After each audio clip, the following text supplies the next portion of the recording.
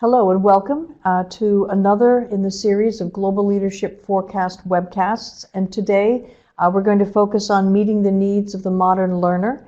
And I'm excited to have you with us and excited to share some of the research content as well as some additional thoughts that we have on this joint project that the Conference Board was privileged to partner with both EY and DDI on the underlying research.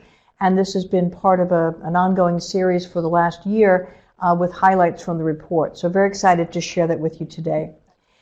Before we move into the content, I do have some housekeeping things to share. Many of you are interested in obtaining credits for continuing education. On this slide, you can see that there are 3 different opportunities for you through HRCI, through SHRM, or through CPE from NASBA. You'll notice that there are instructions, and the last one requires you to actually be alive and to respond to a button at 3 different intervals during the webcast. So please try to remain upright in the chair and respond okay at each of those intervals in order to receive that credit. So it's my distinct pleasure to welcome my co-presenter today, Mary Wolf, who joins us from EY and their People Advisory Services, where she is a senior manager. So she has some insights to share, not only from the report, but also some additional work that she's been leading at EY. So I'm very pleased to have Mary join us today. And Mary may pop in a moment. I don't know if she can still hear us, but she was, here you are, Bill. Great. Mary, thank you for joining me. Absolutely. Thank you, Rebecca, for having me. You know, it's been a real privilege for myself and other members of the team here at TCB to partner on this research. And so we're thrilled to have you with us today, Mary, to share a little bit more. And for those of you who have not perhaps joined us on earlier broadcasts or don't know a bit about the human capital practice here at the Conference Board, I am the Executive Vice President. I have the privilege of leading the human capital area on behalf of TCB. So welcome to all of you who chose to join us today. So these are the things that we thought we would pull from the report. And as I mentioned, this is an ongoing series. I believe this is number 10 of 11. And we have one more at the end. I'll talk a little bit more about that. But what we thought we'd focus on today are the ways in which companies, at least from our study and certainly from the conversation I hope all of you will have, particularly if you add some questions to the chat box that you see on the screen, is how to balance technology with needs of the modern learner. And where is that sweet spot? And we'll talk a little bit about sometimes the over-reliance on some of the technology options. We want to talk about the learning experience manager and the importance of that role and how to make a case for it internally.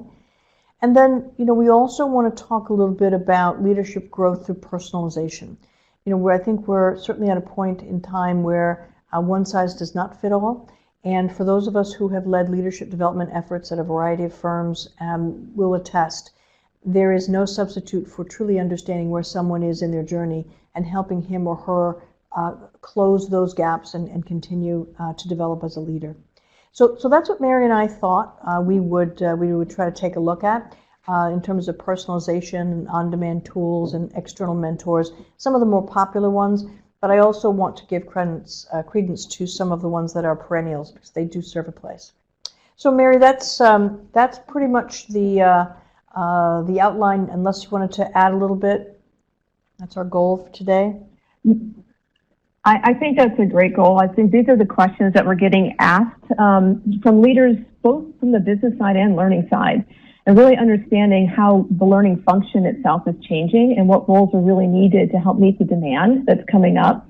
And I think the other great topic is really it's that balance of human and technology. When is it appropriate to use technology? When is it still necessary to use human? And how do the two interact and work together?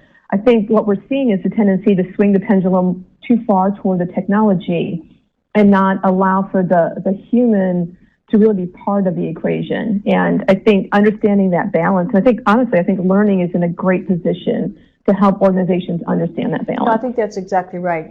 We could deliver everything electronically. And as my mother, the immortal Beverly, likes to say, just because you can doesn't mean you should. So it's about thinking about what are the right applications of technology. So we'll delve into that. So Well, Absolutely. let me share just a little bit about the underlying research that has shaped the series of webcasts. This is, again, the Global Leadership Forecast report that came out last year, and it was a joint venture between DDI, EY, and the Conference Board. And you may know that DDI has had a long-standing history of the Global Leadership Forecast report, and this partnership was really a lot of fun this last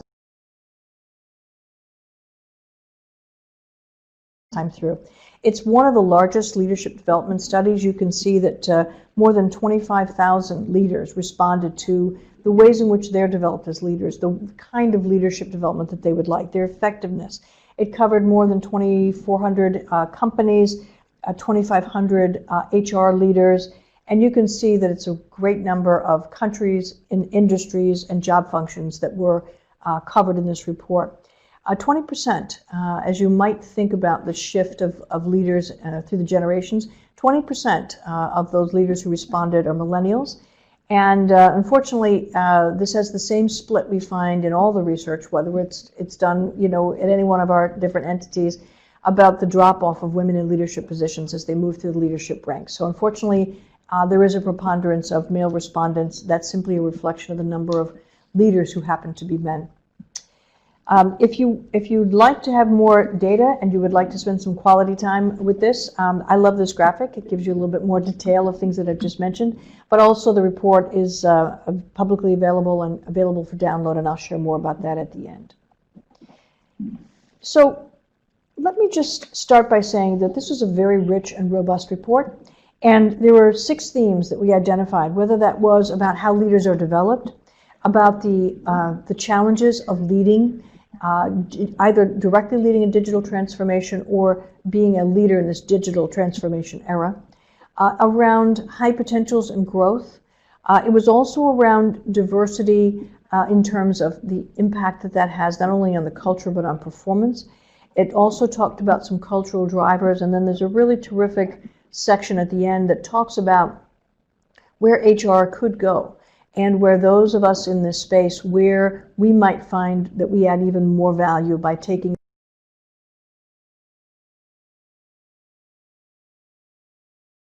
advantage of several ways to put together either your function or your role or partner with business leaders.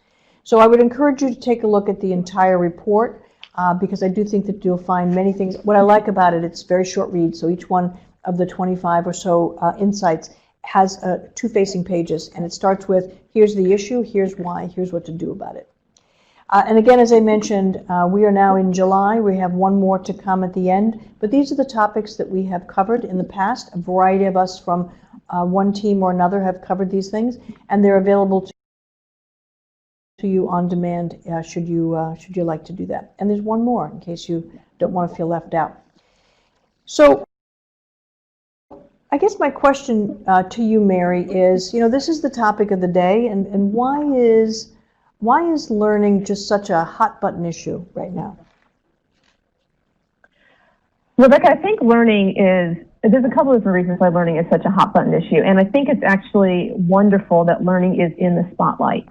For years, learning has not been, and I think there's a huge opportunity for learning to step forward and really be seen as a key player in helping organizations through the disruption that's happening. This disruption is coming from a variety of different directions. It's the technology changes that are happening in the industry and the desire for organizations to be more agile and to go through these large-scale digital transformations.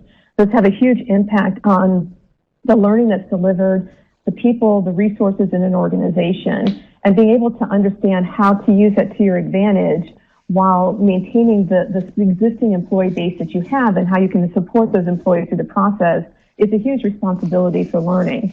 This is not happening in a single industry. It's happening across all industries. Every group right now is really being impacted by both these changes in technologies, by the changing demographics of our workforce. A lot of organizations, the baby boomers are going out. The Gen X's are probably still the largest population in a lot of organizations, but the millennials are coming up. These digital natives are coming up. And those have tremendous changes to how we think about and structure an organization. And it also comes with a huge change in how people want to learn and the topics that they want to learn and how they want their careers to progress. On top of that, I really don't know that you can open the paper today without seeing something that has happened, either from a regulatory perspective, a political, a financial, a compliance issue, an ethical issue. All of those things really require boards to react to that. And one of the reactions is to provide more training in an organization. But it's up to really the learning professionals to understand how to do that in a way that's going to really have an impact on the culture of the organization. Just putting ethics training out is not going to change the culture. So what does need to happen in that organization, of which learning is a component of.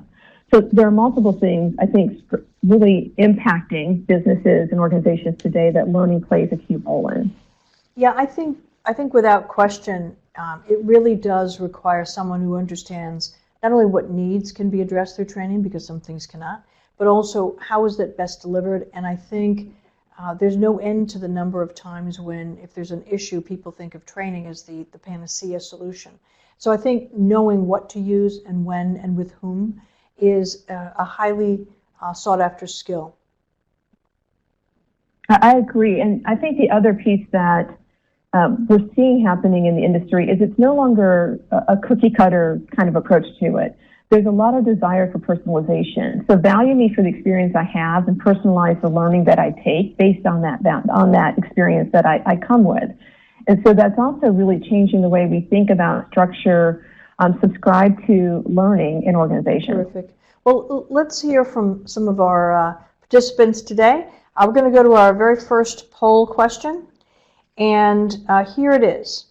The question is, what are the 3 most frequently used modes of learning within your organization? And you can see them listed here: in-person instructor-led, virtual instructor-led, web-based simulations, mentoring and coaching, not that those are synonymous, but we've put them for the interest of time together, books and articles, or other self-study kinds of things, or some other mode that we haven't listed. So I'm going to ask our Brain Trust in the control booth to open this up. And correct me if I'm wrong, but I believe that you vote for 3. Can I just get a confirmation of that? That is correct. Okay. Control booth says yes. So please pick what you think are the 3 most frequently used modes of learning within your organization. And they'll give me a warning when they're going to close the poll.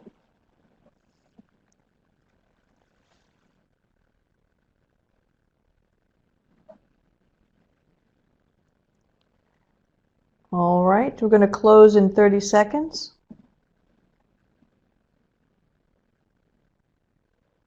And through the wonders of technology, we'll be able to see the responses in a moment. I already see some clear winners and losers. Poll is now closed.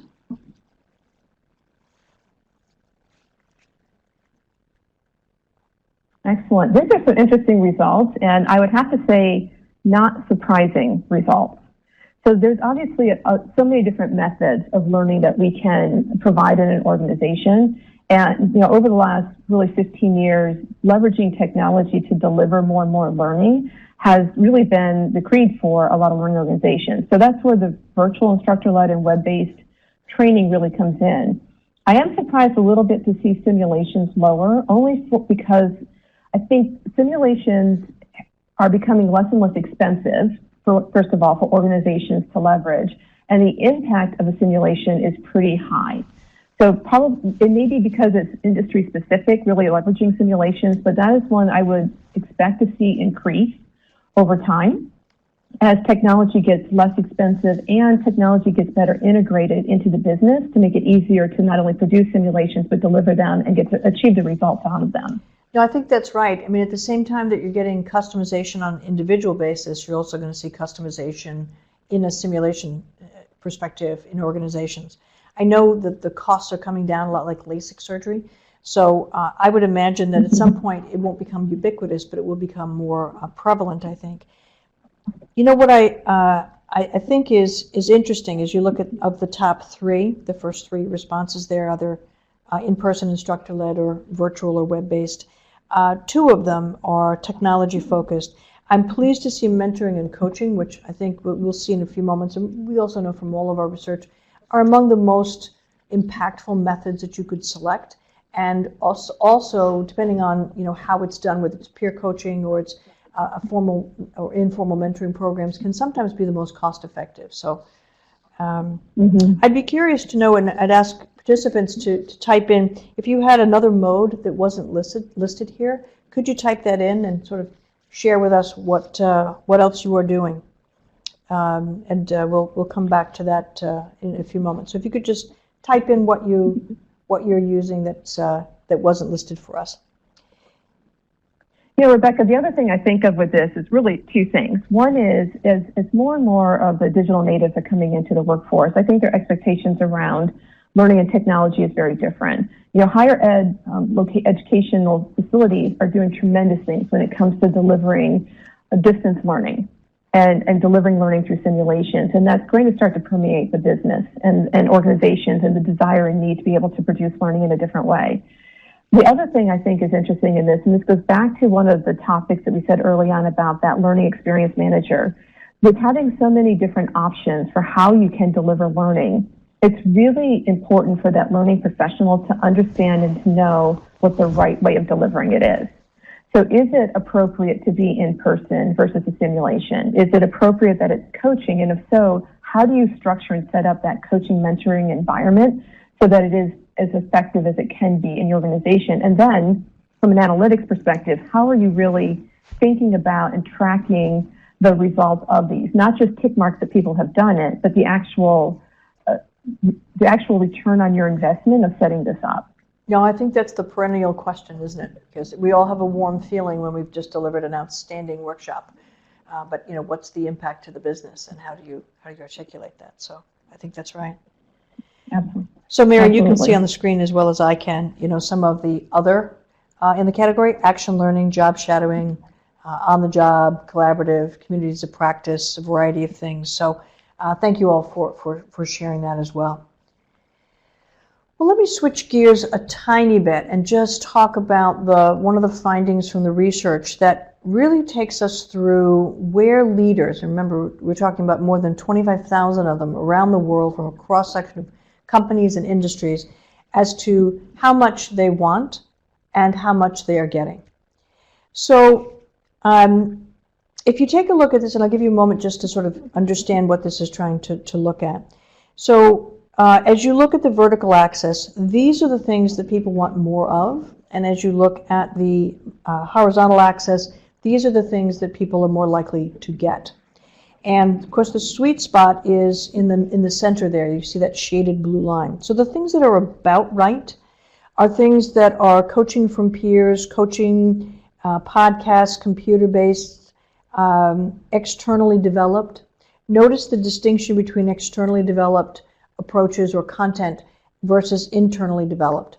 More is offered on an internal basis, but more is wanted from an external basis. But when you look at what people say they truly want more of, it isn't about reading books and self-study, although that's often a great pre-read or a great precursor to things. But what they particularly want is personalized learning. I recognize the word learning got dropped off by the orange dot, but it should be personalized learning. And that's going to go back to the comments that were made earlier about an experience manager. They want coaching from external mentors, and they want things that are on demand so that people can take advantage of when they have an opportunity. So when you think about externally developed, external mentors who coach, and personalized learning, those are among the top things that people would want. Now, that doesn't mean that formal workshops, because you can see that they get about as much as they want and find it effective. But when we're talking about coaching from external mentors, it's that thirst to understand what's going on in companies outside their own or in industries outside their own industry. And so it's really about the wisdom that comes from something that's not so insular. So let me just pause there for a moment and ask Mary what you might add to this particular slide, or what questions we might be having from our folks who are with us today. The first reaction I have to this slide is, and this has become my word of the year, is balance. There's so many different options, and there's so many different ways that you can deliver training to be effective, but it's a matter of balancing it.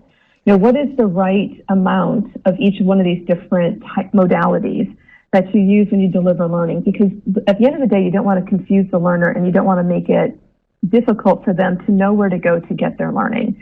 So what does that start to look like, and how easy is it and how intuitive is it for me to get to the training that I want to take? Yeah, no, I think that's right.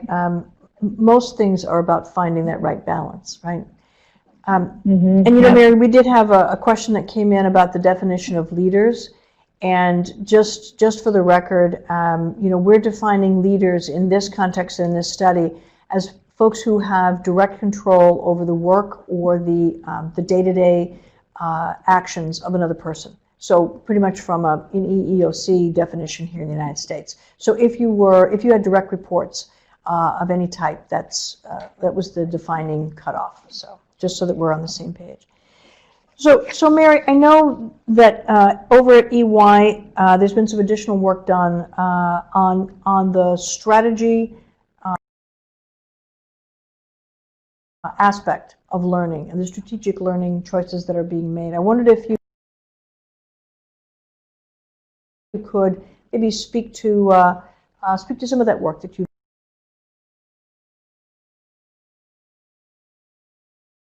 led. Absolutely. So we conducted a survey over the winter months last year, and we delivered it out to about 400 different leaders across multiple geographies and industries. And it was really to two audiences. The first audience is what we call the CXO audience. So these are business leaders.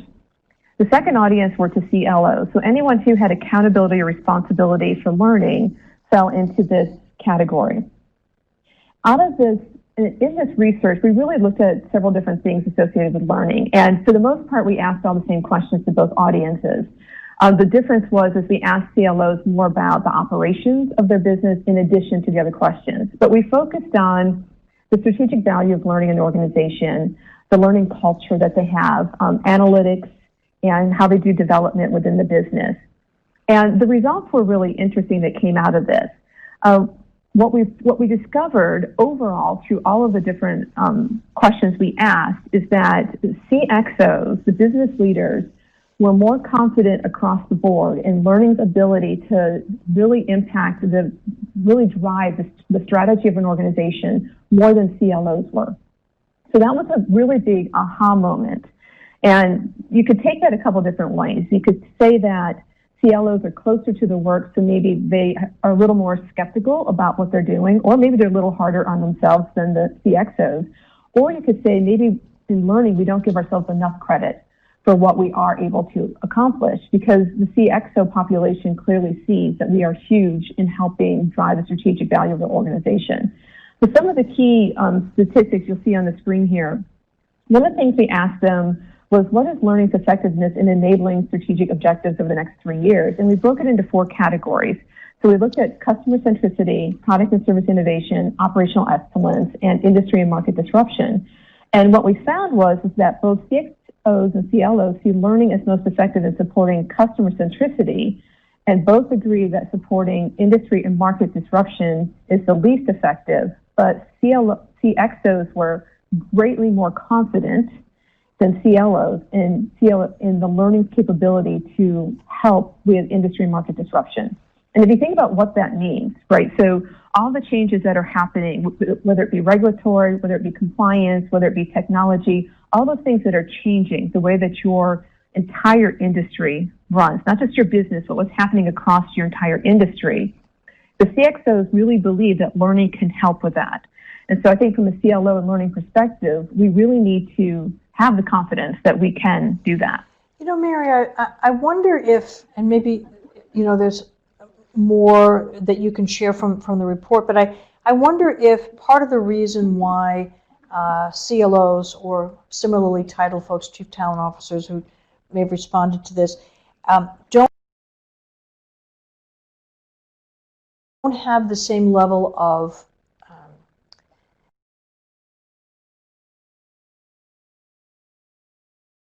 they don't have the same assessment in terms of the impact. And I wonder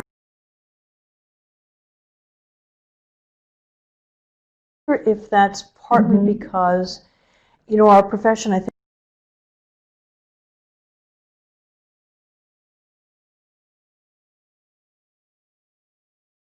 think has struggled, generally speaking, about articulating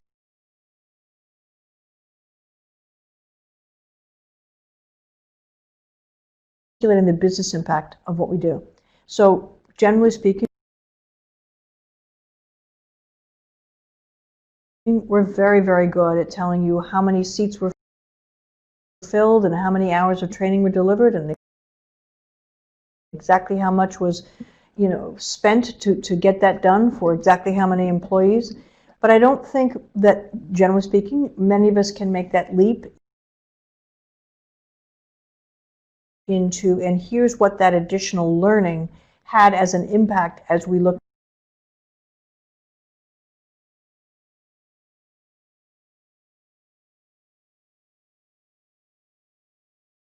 to grow market share or bring a product, you know, to the market, or a variety of other business-related metrics. And I wondered if you had thoughts on that. No, absolutely. I thought it was interesting. One of the other pieces of data that came out of this was around analytics and measurement. And the learning professionals, the CLOs, rank that higher as needed in the business than the CXOs. And that's really interesting because the CLOs are probably being asked by their business, or maybe it's just their perception that they have to provide all these statistics back to the business. But the business is actually ranking that as a lower requirement to not put as much effort around the analytics side of it. And that may be because the analytics traditionally, as you said, Rebecca, has been more about the count and not necessarily the impact. With technology being where it is, and I think about now RPA, and I think about, you know, the data visualization tools that are out there and how more and more of our internal systems are being connected together, there is a lot more opportunity for learning to actually be able to get to that ROI, because you can actually start to compare who has completed training against their productivity in their role, against their performance reviews, and have the systems now can take that data and summarize it and analyze it and provide you back some feedback versus you trying to henpeck all this stuff together. So I think that's another thing that learning professionals should be looking at. As you think about, one of the other pieces that we talked about was infrastructure and learning technologies. As you think about better integrating learning technologies, and both groups saw this as important, as we look at integrating with learning technologies, we should take a hard look at analytics and really hone in to say, what are the 2, 3, 4 things that are critical for us to be able to understand about the quality of learning we're providing and the impact it has on the business. Yeah. No, I think that's exactly right. And that is not to discount the many shops that you and I are both aware of who do an extraordinary job of aligning what they do with business needs. Generally because they're starting with what are those business needs that then drives the things that they do. Nevertheless, you know, I think for a lot of folks it's a daunting task, and I think our profession has probably done itself a disservice because we've made people very anxious about the need to do this and not given a lot of them the skills with which to do it. And so I think that's where this disconnect happens. But very interesting to see how much the work that's being done is credited by CXOs with regard to impact. So, absolutely. Well, Mary, I know that part of the skill deficiencies was a piece of this puzzle, right? It was a huge piece, and it actually had the most surprising results out of it. When we looked across, we asked both groups, you know, what do they see as the greatest skill deficiency to impact being able to achieve the strategic objectives over the next 3 years? And both groups clearly stated that leadership skills was the greatest risk that they saw, the greatest barrier to achieving that. Whereas I think everyone would anticipate, or we did anticipate, seeing there'd be more technical skills. With all of the need for RPA and automation and blockchain and all of these pieces hitting organizations, we really thought organizations would really be saying we need to have more people skilled in order to leverage those technologies. But the reality is that you need great leaders to help the organizations transition through all of these changes that are impacting them. And so we saw clearly that leadership skills was the one that was the most asked for and needed across the industry. And then that was followed up by business process skills and technical skills. So again, we thought technical skills would be much higher than we thought. And I'd be curious to know from the audience if they would expect to see technical skills be higher than leadership skills, or they think that these results really reflect what they're seeing in their business. Yeah, I'll kind of watch as comments come in, but I think when you it is a little surprising, but when you peel it back and you think about how critical great leaders are, or even let's say moderately skilled leaders, they're the ones that are the face of the organization to an employee, and they are the ones that are in charge of translating the strategy that comes in from on high to the work that's being done in customer-facing roles or on the plant shop floor or whatever the case may be. And they're responsible for retention. They're responsible for development. And these leaders are responsible for engagement in the culture in that work unit. And that's critically important to get right. And so I think that's an affirmation of just how important the role of the leader is. I agree. And I've been doing a lot of work with senior leaders and really talking through the need to maybe shift some of the leadership behaviors that we're expecting out of leaders over the next 3 to 5 years. And what's really interesting is what's coming back is that senior leaders in an organization feel like they are there, right? They're transforming the business, they're out front, they're seeing where the business is going.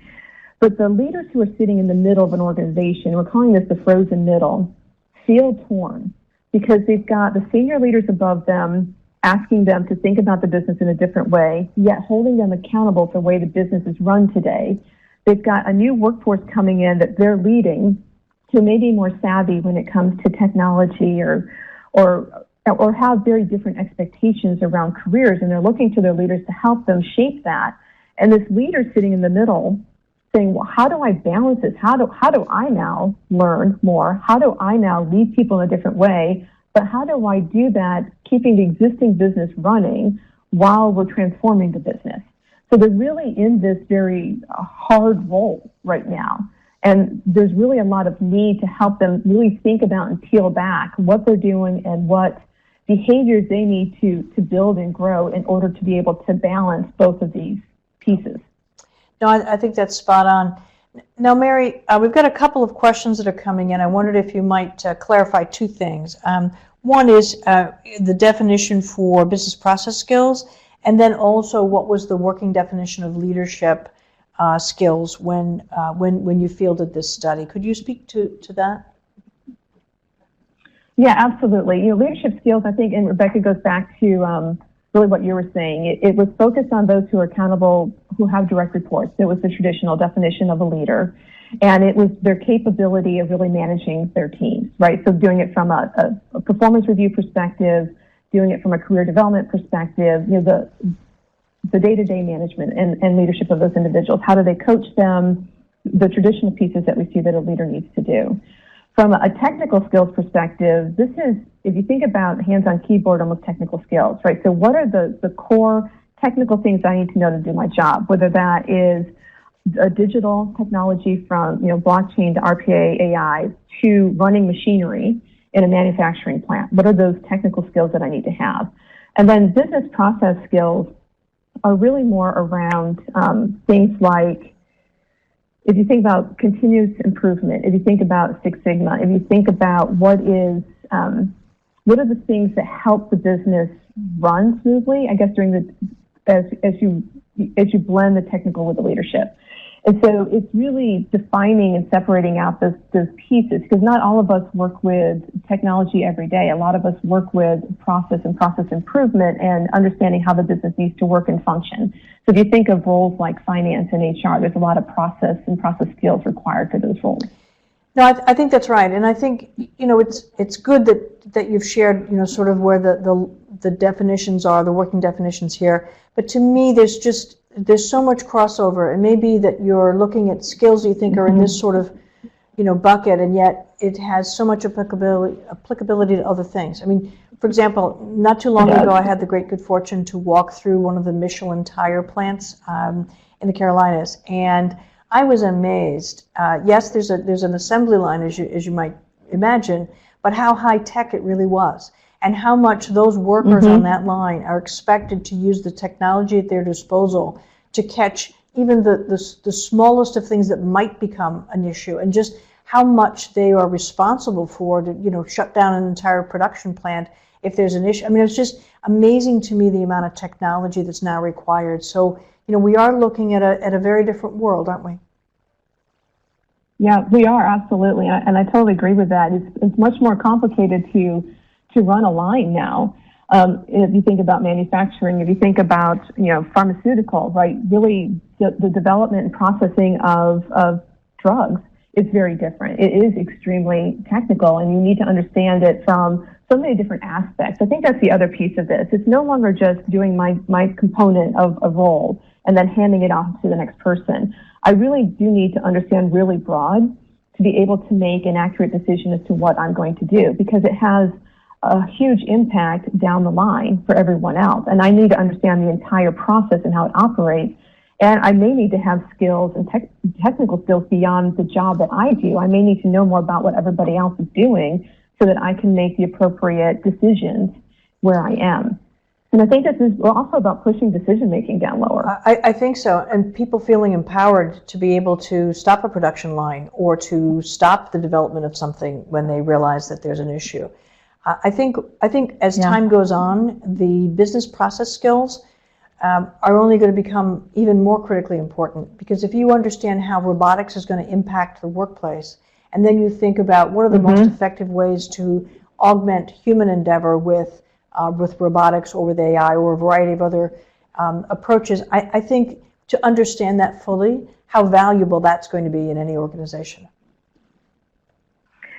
Absolutely. And I think the other thing around that is, and RPA is a great example of this, it's everybody's job to understand RPA. It's not just the IT individuals who are coding the system, right? It's not just their responsibility to know it, it's everybody's responsibility to know it. Because as I'm sitting in my job in finance, I may really see, if I know more about RPA, I can see better how it could help us automate some of our processes. So it's my responsibility and accountability to go to IT then with this idea.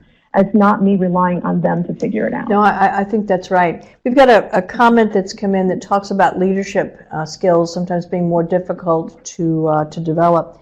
My take on this is exactly right. Becoming a leader is a little bit like growing up. You can't really rush that process. I mean, you can. I've been in some organizations or working with some member companies, and people will say, well, what can we do to speed this up? And I actually had one group ask if they could go through a leadership program at a very advanced level in a year.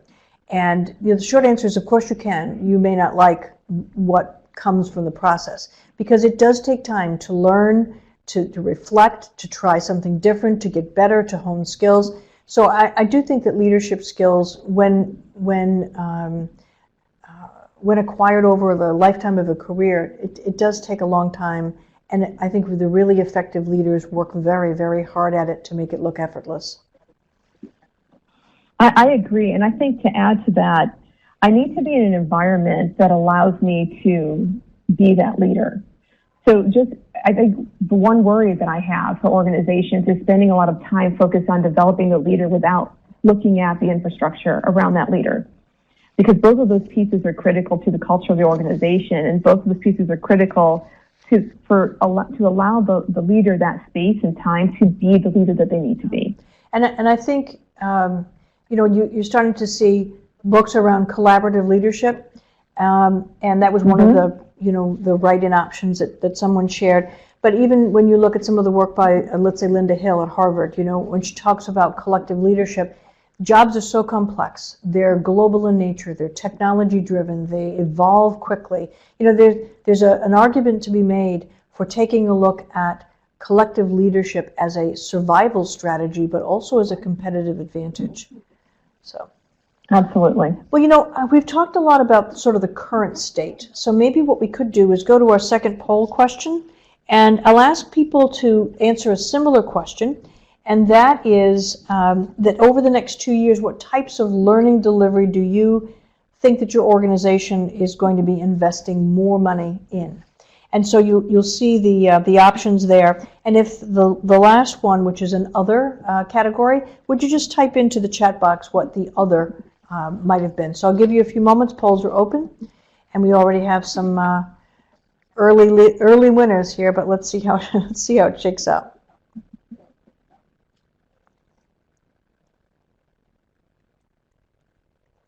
And I'll ask the gurus in the control booth to let me know when we're 30 seconds away from closing.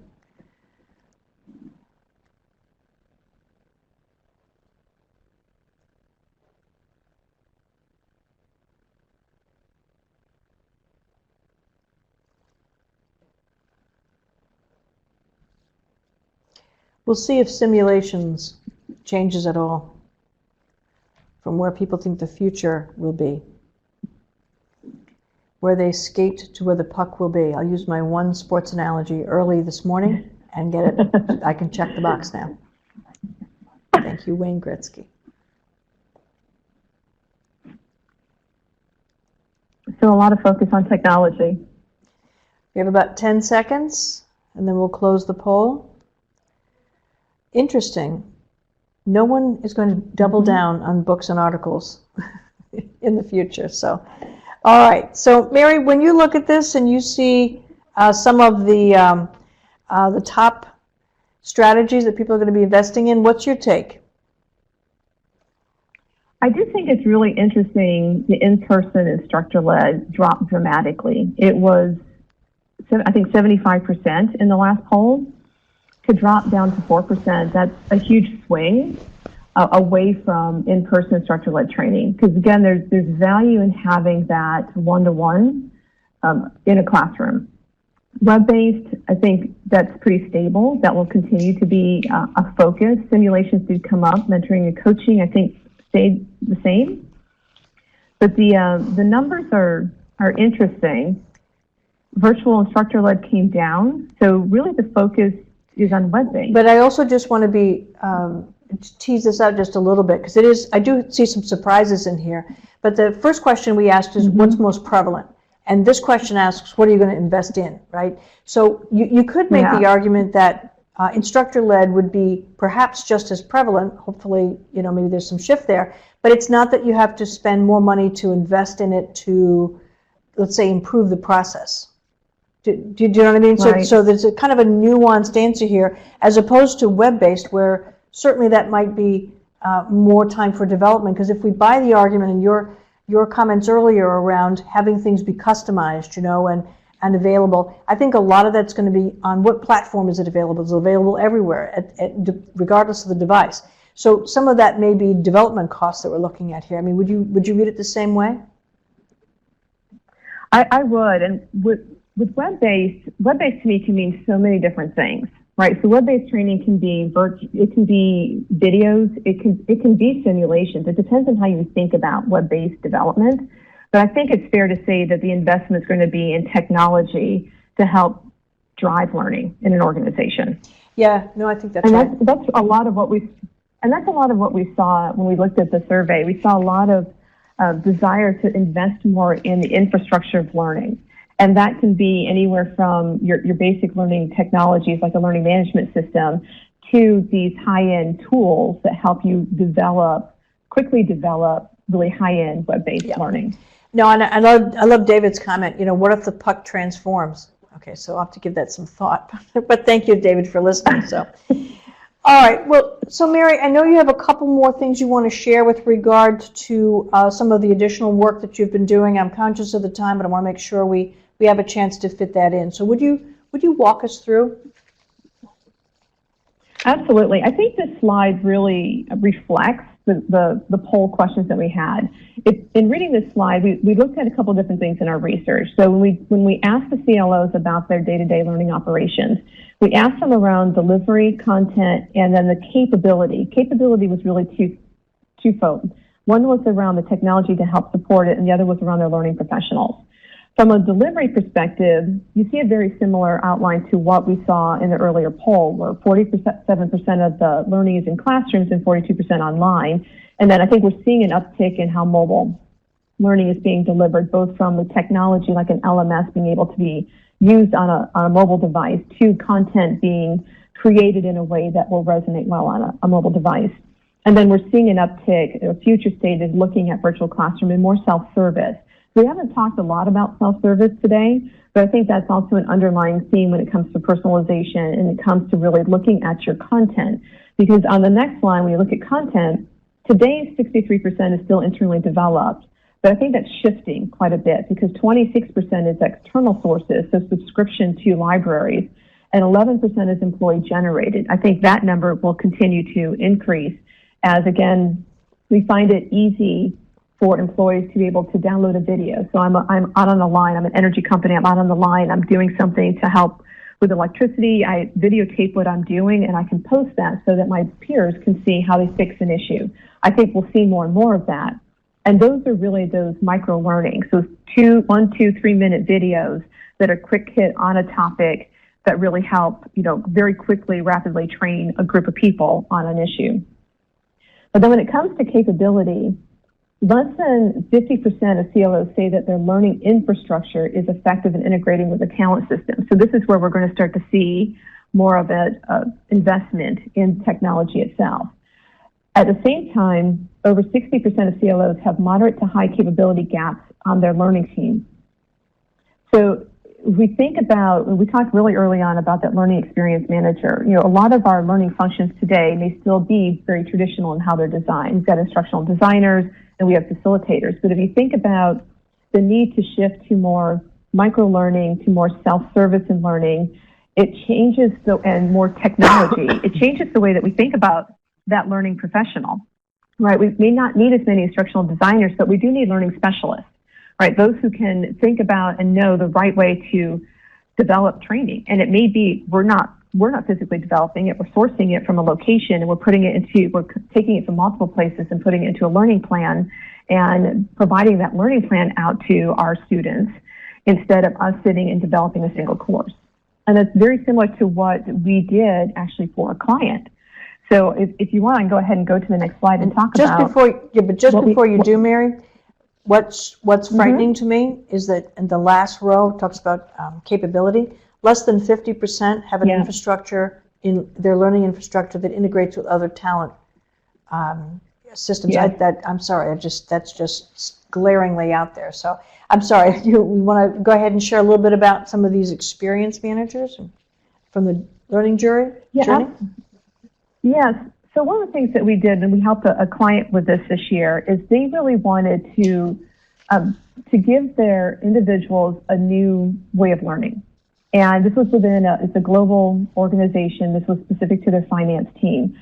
But they see the need with all of these digital changes happening to upskill their entire audience. And so this is a finance team that they want to upskill on blockchain. They want to upskill on RPA. They want to bring in automation, but they know that they need to train them.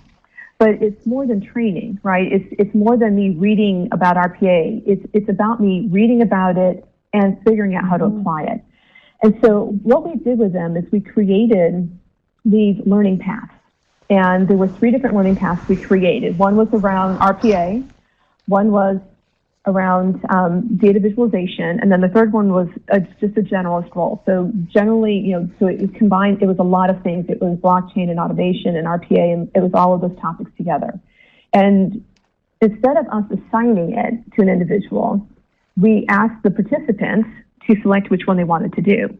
And the reason we wanted to do that is we didn't want people to take RPA or be assigned RPA because they are doing RPA work. We wanted to give people a much broader opportunity to learn more.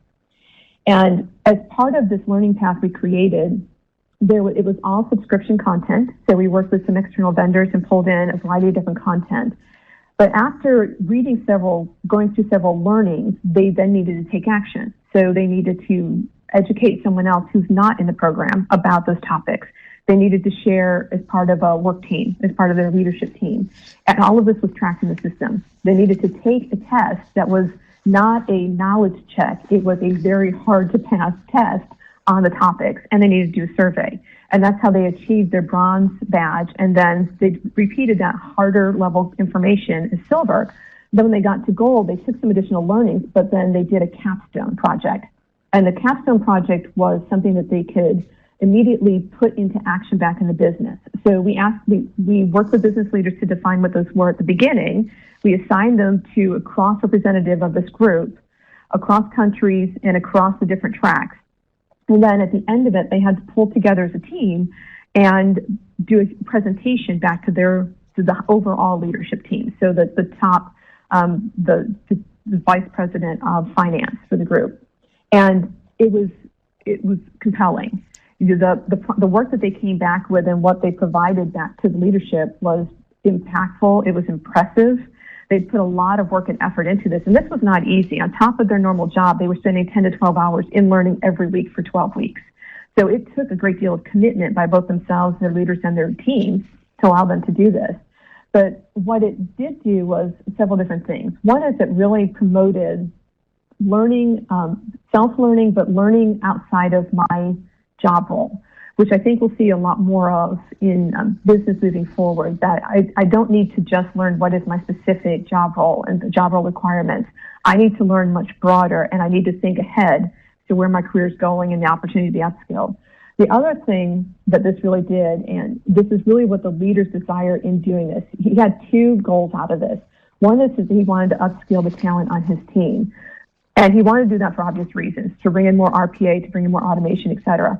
But his other reason for doing that is as they bring in more automation, he knows he's going to have to downscale his employee base.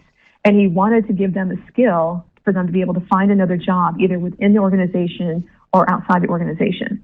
So this was the leader thinking about it from a very people-centric perspective in asking us to build this program for them. I think that makes a lot of sense. And your point a moment ago about helping people understand where they need to go with their own skill set, you have to have, it must occur to everyone now, that the skills that you have the shelf life on them is relatively short. And if you're not continually learning, and that's why, to your point earlier, you and I both share this belief about how critically important it is to get right the learning and talent development pieces of a business, because that's the only thing that's going to help you remain competitive.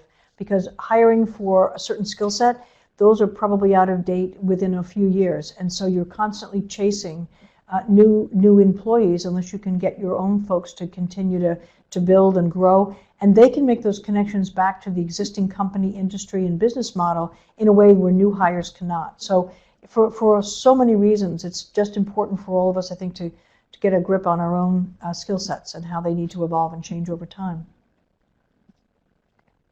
I completely agree. The other thing I like about that is it may feel like you're changing topics frequently or upskilling in very different ways as you go through your career, but what you're building is transferable skills that will always carry forward with you, and you're also building the ability to create synergies between the topics. Yep, And absolutely. being able to connect the dots between the topics, and that's going to make you both a more valuable employee, but it's also going to provide to your organization great value, because you're going to think about things very differently, and you're going to push that envelope and probably be more innovative because you have so much more knowledge and a broad stake of knowledge, not just a single piece of knowledge. Now, Mary, there's one question here that I'd like to ask you to address before we go to some of the closing comments and then open it up for Q&A.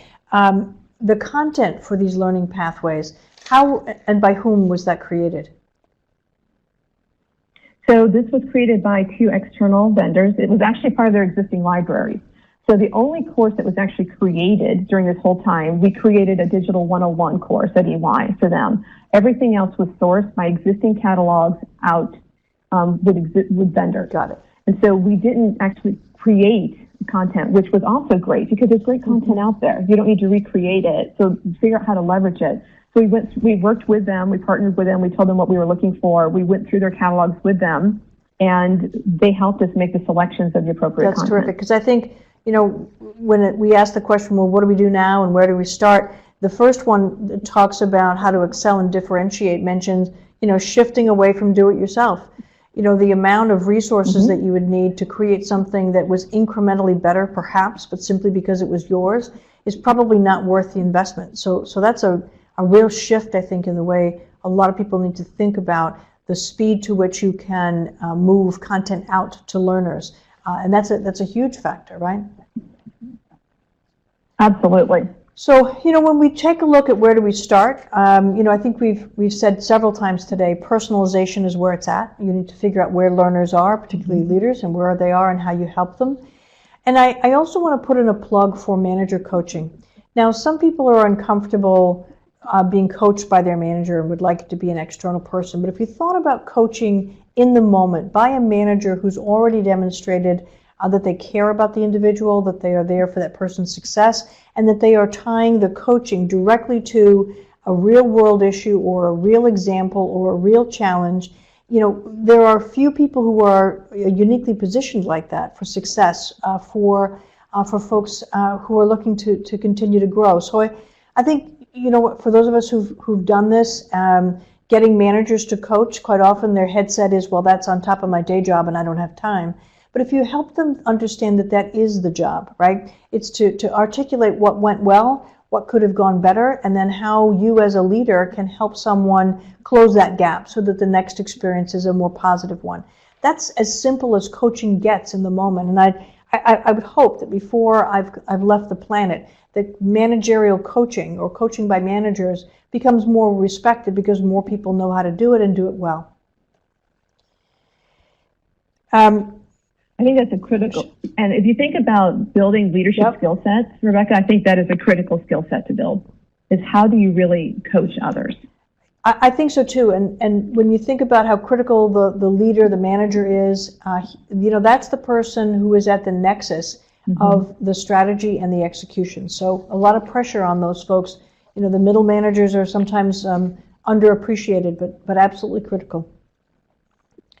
A couple of other things we'll just mention. The technology doesn't solve everything, and I would just make one other point here. The last two bullets on the right column about extending learning beyond the classroom and appointing a learning experience manager, whatever that person might be called. We just had a great example from you, Mary, about how that was done for one of your clients. So thank you for that. We have just a few minutes. I'll open it to any additional questions that come in. And Mary, if you want to just take a look to see what comes in. We've already asked about who created the content. How personalized was it? Mary, could you speak to that for a moment? Yeah, it was personalized. I would say it was personalized in a couple different ways. One is that we allowed the learner to select which learning path they wanted to go through. So that was the first level. And then the content itself was the same. It was consistent across the board for everyone. But we also had activities built in that were driven and done very differently by individual. And so I think it allowed people to feel like they had control over the process and they had control over how deep they went or how shallow they stayed. And if you had the knowledge, so if you were in RPA and you got the RPA learning path and you had the ability to skip rapidly through some of the content, there was nothing to penalize you for that. As long as you could pass the exam and as long as you shared your experiences with others, you could progress pretty quickly. And so I think that was the other thing. And then we also had a leaderboard so people could see how they were tracking against their peers. And we just put in some of the social pieces just to keep it fun and dynamic for them. But I think those things also make it feel personalized. And Rebecca, I do want to go back to your previous slide. I love the fact that you said experiment with gamified learning. I love the choice of the word experiment. Because I think in learning, it's not about all in, right? It's not about, okay, now we're going to shift everything to be gamified. It's let's try it. Right? Let's try this modality. Let's try it with a pilot group. We did this for a pilot group. It was 33 people out of 300. It was a pilot group. We tried it. We said, let's see if this works. And now they want to extend it to the broader team because it was effective for them. But it could have gone the other direction. And then we're like, okay, that didn't work. How do we shift things? I also saw in the comments, someone did ask about the learning paths and how the level of involvement from the learning function was. This work was actually driven by the business, but we as EY partnered with the learning function because we know long term, even though the business was doing this as an experiment and testing within their group, long term it would become part of what the learning function would help them drive. And so we involved the learning function from the very beginning, and they really provided to us where they wanted to weigh in and weigh out throughout the course of the project, and we kept that very open between what we were doing with the business and the learning function. I think that's so spot on. And when you think about the insights, and we've run out of time, although I think, Mary, to our credit, we've done an incredible job of responding to questions as they came along. I want to invite you to download the program, as should be the report. You'll see it here. And I would also encourage you, since we touched on collaborative leadership or collective leadership, to join our last in the series. It's next month on August 13th. You can see there's a link there to take you right through to registration. And I would hope that you would take advantage of other on-demand